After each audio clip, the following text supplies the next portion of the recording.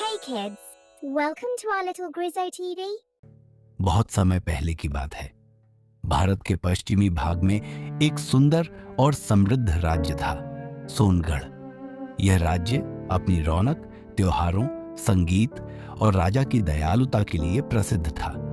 राजा वीर सिंह वहां के शासक थे। वे एक निडर, समझदार और न्यायप्रिय राजा थे।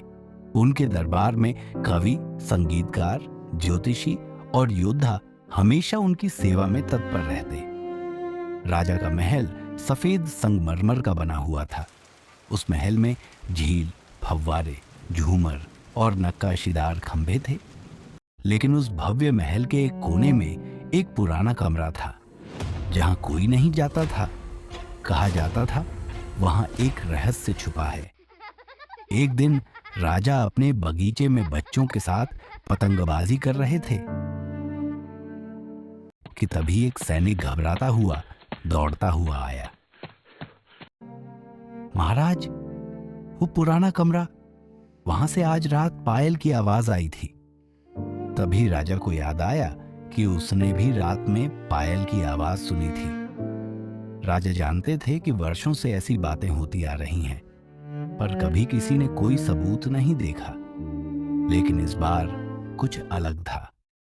पायल की आवाज अब रोज सुनाई देने लगी थी, और आवाज के साथ साथ महल के दीवारों पर अजीब सी परछाइयां भी दिखती थीं। मंत्री ने राजा को बताया, महाराज, यह वही कमरा है जहां रानी चंद्रप्रभा 100 साल पहले गायब हो गई थी। कहा जाता है कि उन्होंने अपनी एक खास चांदी की पायल उसी कमरे में छुपा दी थी, और वो पायल किसी रहस्य से जुड़ी है। राजा ने तय किया कि वह खुद इस रहस्य को सुलझाएंगे।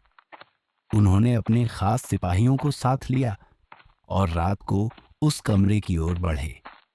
जैसे ही दरवाजा खोला, ठंडी हवा का झोंका आया और कमरे की दीवारों पर एक चमकती हुई लिपि उभरी। जो हिम्मत से देखेगा वही सच्चाई तक पहुंचेगा। कमरे की दीवारें टटोलते हुए राजा ने एक छिपा हुआ दरवाजा खोज निकाला। जैसे ही दरवाजा खोला गया, एक अंधेरी सुरंग सामने आई। राजा और उनके सिपाही मशाल लेकर अंदर गए।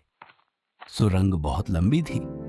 उसमें दीवारों पर प्राचीन चित्र बने थे, एक रानी, उसकी पायल और एक सांप जैसा चिन्ह। अंत में उन्हें एक कक्ष मिला जहां एक चमचमाती चांदी की पायल रखी थी। जैसे ही राजा ने उसे उठाया, वहां एक तेज प्रकाश फैला और एक आवाज गूंज उठी, जो सत्य की खोज करता है वो डर से नहीं डरता। धन्यवाद राजा वीर सिंह, आपने मेरा श्राप तोड़ दिया। सामने एक धुंधली सी छवि उभरी, रानी चंद्रप्रभा की आत्मा। वो मुस्कुरा रही थी। उन्होंने कहा, मुझे मेरे ही रिश्तेदारों ने धोखा दिया था। मेरी पायल में एक रहस्य छुपा था, सोनगढ़ का खजाना। मैं उसे सुरक्षित रखना चाहती थी, लेकिन उन्होंने मुझे कैद कर दिया।